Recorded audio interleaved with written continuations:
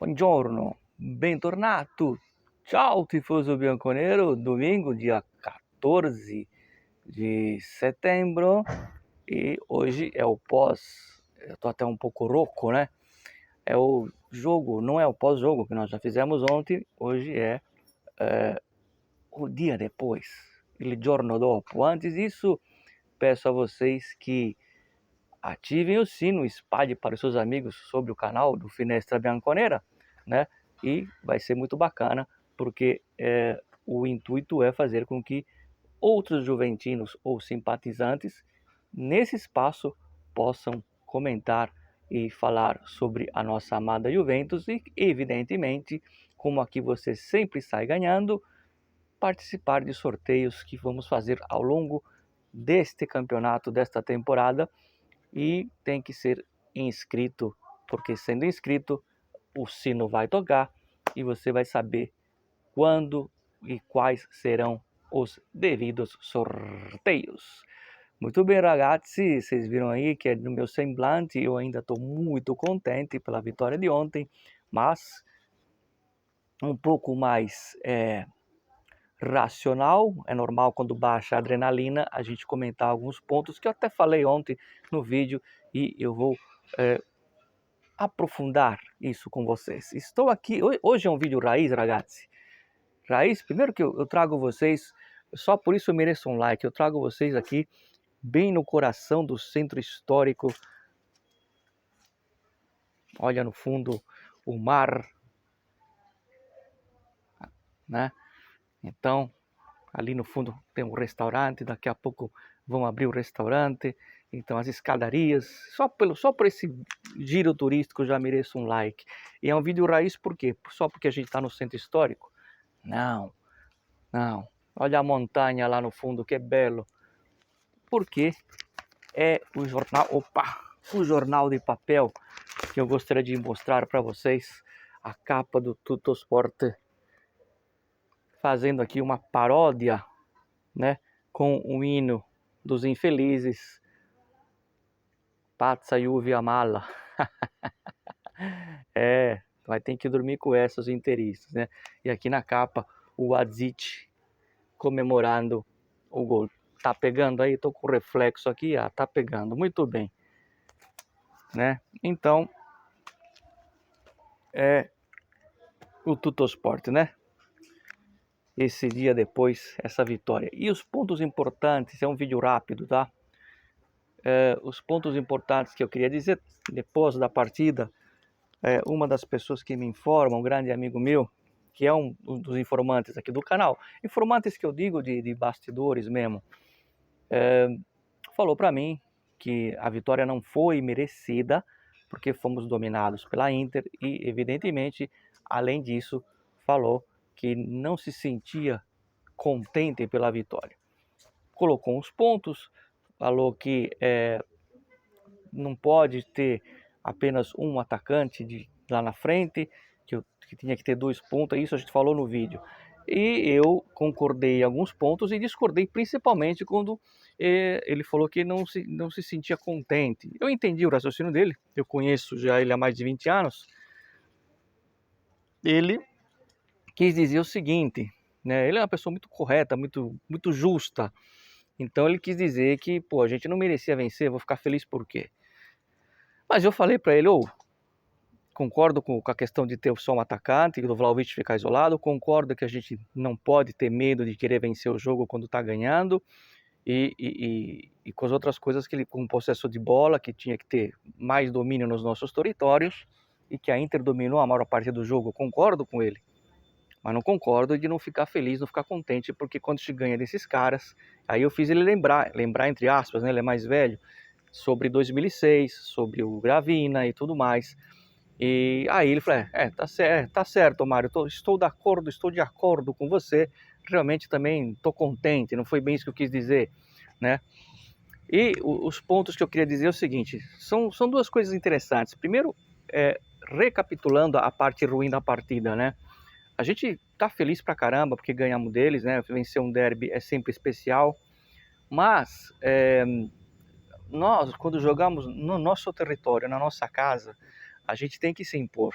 Não importa se o time é grande, tem camisa, ou se é um time pequeno, um time minúsculo. A gente tem que se impor. Se depois vai ganhar, vai perder, é do jogo, mas tem que se impor. Tem que ir para cima, tem que fazer o pressing, né, ali na saída de bola, tem que sufocar o adversário, tem que ter a posse de bola nesse caso, embora a posse de bola não é o que determina quem vai vencer ou não, mas por estar em casa, você não pode só ficar assistindo o outro time tocar a bola. Existe uma diferença.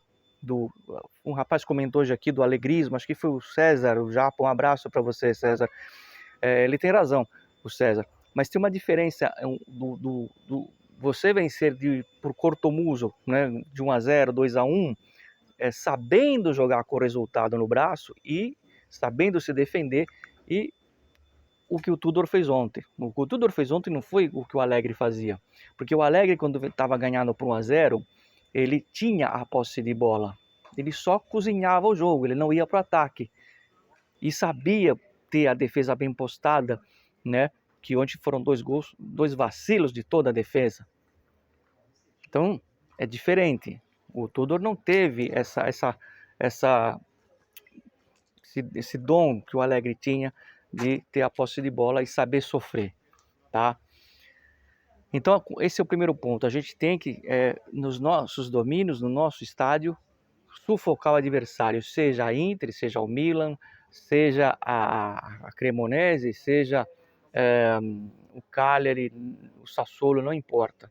A gente tem que se impor em casa, né? E ontem o medo de vencer quase trouxe a derrota, né? Porque quando estava 2-1, tanto que eles viraram para 3-2, eu não estou falando besteira, estava na cara que ia ser o gol do empate, eu estava sentindo o gol do empate, né? Porque ali, primeiro ele tinha que ter feito as mudanças necessárias antes de sofrer o parejo, antes de sofrer o empate, ele tinha que ter feito as mudanças necessárias, coisa que ele não fez, né? Ele esperou simplesmente tomar o empate e a virada, e aí com 80 minutos fazer uma mudança tardia, certa, mas tardia, uma mudança que de fato acaba sendo arriscado, vamos dizer assim. Por sorte, depois ele mexeu certo, o Adzic entrou, definiu a partida. Inclusive tem uma parte aqui do jornal que diz o seguinte, eu vou até ler para vocês, né? Vou falar em italiano, depois em português, né? Adzic fa piangere l'Inter al 90º, dá um match folie, ou seja, o Adzic faz a Inter chorar aos 91 minutos de uma partida fantástica, né? E esse é o ponto principal. O segundo ponto que eu queria comentar com vocês, e aí é uma coisa positiva, não sei se vocês repararam, eu reparei, né? Algo que eu não vejo desde 2017/18. Vocês lembram da partida pela Champions que nós batemos o Atlético de Madrid? Que tínhamos que bater o Atlético de Madrid por 3 gols. E o Cristiano Ronaldo fez 3 gols, com 3 assistências do Bernardeschi, aonde, inclusive, nessa partida, ele fez um gesto para o Simeone. Então, algo que eu não via desde aquele jogo, eu vi ontem. Vou dar um tempo para vocês pensarem, o que será que foi? E isso que eu vou dizer é um aspecto positivo. Algo que eu vi ontem, que eu não vejo desde aquela partida. Reparem na comemoração do gol de empate e do 4-3. Não do jogador só que faz o gol, mas do grupo todo. Inclusive quem estava em panquina, inclusive quem estava no banco de reserva. Vocês lembram quando o Cristiano Ronaldo converteu o pênalti e fez o 3-0 contra o Atlético de Madrid? Lembram que tinha um bolo de jogadores? Aí olhem a reação do Bonucci e do Pjanic. Ontem eu vi essa, que a gente chama aqui na Itália, vou usar um sinônimo do sangue nos olhos, né? essa grinta, essa garra, esse espírito de time que quer vencer. E vencer mais do que um derby. E um time que entende o que é um derby.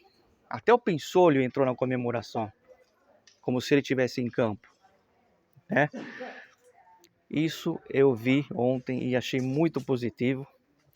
Ali você tinha o Ardzic, que é jovem, o Vlahovic, que estava com o pé fora, na mesma vibe, como vocês gostam de dizer, né? Exultando, comemorando, como se fosse de fato uma final.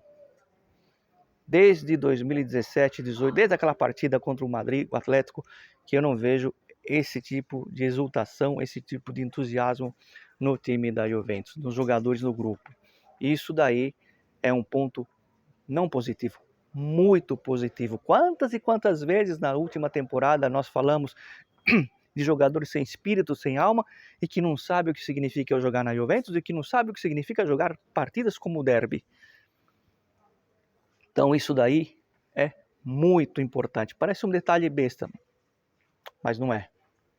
Prestem atenção nisso. Me chamou muita atenção essa vontade, essa volta da vontade de querer vencer. Muito importante, né? Acho que era só isso.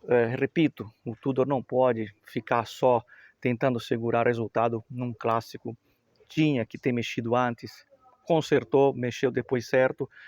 Mas não pode querer com 2-1 contra uma Inter, tá com possesso de bola maior, tentar segurar sem saber usar isso como o Alegre fazia com excelência. Esse é minha pequena cornetada. Inclusive o Tudor diz ali, depois no pós-jogo, que o empate seria o mais justo. Ele reconhece, né? Mas isso não é uma crítica, ninguém aqui está falando que o Tudor não serve, que tem que ir embora, nada disso.